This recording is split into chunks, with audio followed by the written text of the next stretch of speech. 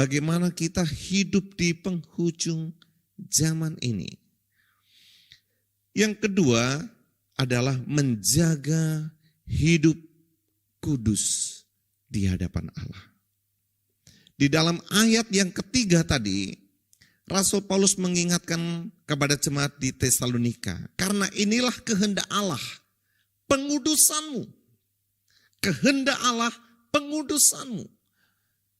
Jemaat Tesalonika hidup di tengah dunia Helenistik, di mana filosofi mereka mengatakan bahwa yang penting itu adalah jiwa, bukan tubuh kita. Filsafat mereka mengatakan bahwa tubuh itu jahat, tetapi jiwa itu baik. Jadi yang penting adalah yang jiwa, yang penting adalah yang tidak kelihatan, yang penting adalah yang imateri, bukan yang materi. Itulah sebabnya mereka terlibat di dalam imoralitas, terlibat dalam percabulan, terlibat di dalam perzinahan, yang bagi mereka itu lumrah, itu tidak masalah. Tetapi orang percaya diingatkan, kalau mau tahu kehendak Allah, pengudusanmu, jaga hidupmu kudus di hadapan Tuhan. Lalu di dalam ayat yang keempat dituliskan begini, supaya kamu masing-masing mengambil seorang perempuan menjadi istrimu sendiri dan hidup di dalam pengudusan dan penghormatan, bukan di dalam keinginan hawa nafsu seperti yang dibuat oleh orang-orang yang tidak mengenal Allah. Bapak Ibu Saudara yang dikasihi Tuhan, boleh saya jelaskan bahwa sesungguhnya ada masalah di dalam penerjemahan ayat ini. Dikatakan ayat 4, supaya kamu masing-masing mengambil seorang perempuan menjadi istrimu. Sesungguhnya Bapak Ibu Saudara, kata istrimu di sini diambil dari kata dalam bahasa Yunani skewos. Kata skewos itu dipakai juga di dalam 2 Timotius pasal yang kedua ayat yang ke-21. Kalau kata skewos di dalam 1 Tesalonika pasal 4 ayat yang keempat ini diterjemahkan istri. Tapi kalau dalam 2 Timotius 2 ayat yang ke-21 kata skewos itu diterjemahkan perabot. Jadi dikatakan begini, jika seorang menyucikan dirinya dari hal-hal yang jahat, ia akan menjadi perabot rumah untuk maksud yang mulia. Ia dikuduskan, dipandang layak untuk dipakai tuannya, dan disediakan untuk setiap pekerjaan yang mulia. Jadi Bapak Ibu Saudara yang dikasih oleh Tuhan, itulah sebabnya King James Version menuliskan to possess his vessel. Bukan his wife, bukan. Tapi his vessel, perabotnya, bejananya. Gitu. Dan NIRV itu menerjemahkan to control your own bodies. Ya, untuk mengontrol tubuhmu sendiri. Jadi ini lebih tepat ya, terjemahannya, yaitu menjaga tubuh kita sendiri seperti sebuah bejana, seperti sebuah perabot yang harus kita jaga kebersihannya. Jadi ini bukan tentang seorang yang mengambil istri lalu kemudian hidup bersamanya di dalam kekudusan, dalam penghormatan. Kalau demikian, maka nasihat firman Tuhan ini hanya bagi mereka yang punya istri. Bagaimana dengan mereka yang hidup melajang? Bagaimana dengan mereka yang tidak menikah? Ayat ini tidak berlaku.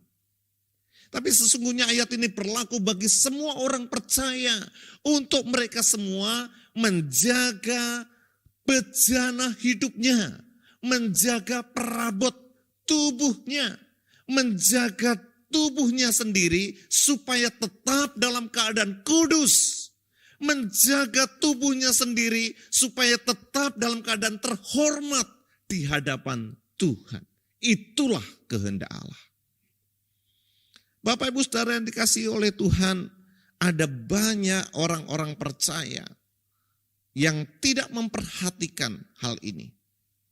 Mereka terlibat dalam perselingkuhan, terlibat dalam perzinahan, mereka minum minuman keras, mereka terlibat di dalam obat-obatan terlarang, mereka melakukan tubuhnya seenaknya sendiri. Padahal firman Tuhan mengatakan bahwa tubuh kita itu adalah milik Allah. Dalam 1 Korintus pasal 6 ayat yang ke-19 dikatakan, atau tidak tahukah kamu bahwa tubuhmu adalah bait Roh Kudus yang diam di dalam kamu. Roh Kudus yang kamu peroleh dari Allah. Dan bahwa kamu bukan milik kamu sendiri. Tubuh kita ini bait Roh Kudus. Tubuh kita ini miliknya Tuhan. Tidak boleh dirusakkan. Tidak boleh dicemari. Seperti sebuah bejana, seperti sebuah perabot yang harus kita jaga kebersihannya. Itulah sebabnya Tuhan mau menjelang kedatangannya yang kedua kali.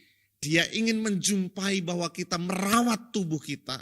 Tetap kudus, tetap suci, tidak tercemar oleh dosa.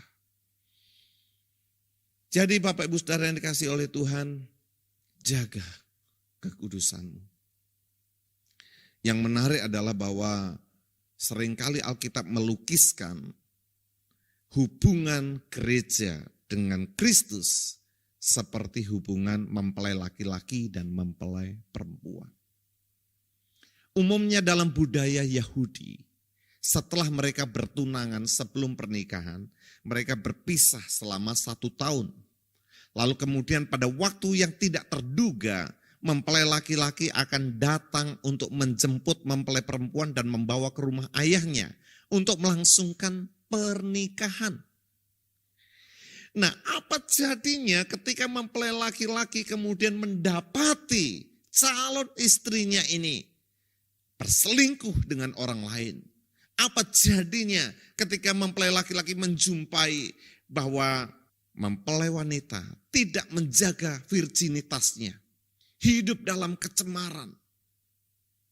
Maka mempelai laki-laki pasti akan sangat marah.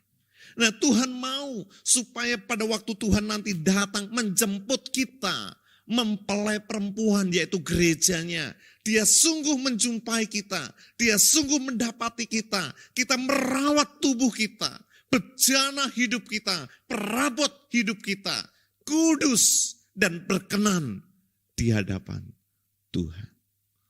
Karena itu Bapak Ibu Saudara, hidup dalam penghujung zaman, tinggalkan semua dosa. Berhenti untuk merusak tubuhmu dengan minuman keras, dengan rokok, dengan percabulan, dengan perzinahan, dengan perselingkuhan. Lepaskan semuanya. Hiduplah dalam kekudusan supaya engkau siap menyambut kedatangan Tuhan yang kedua kali.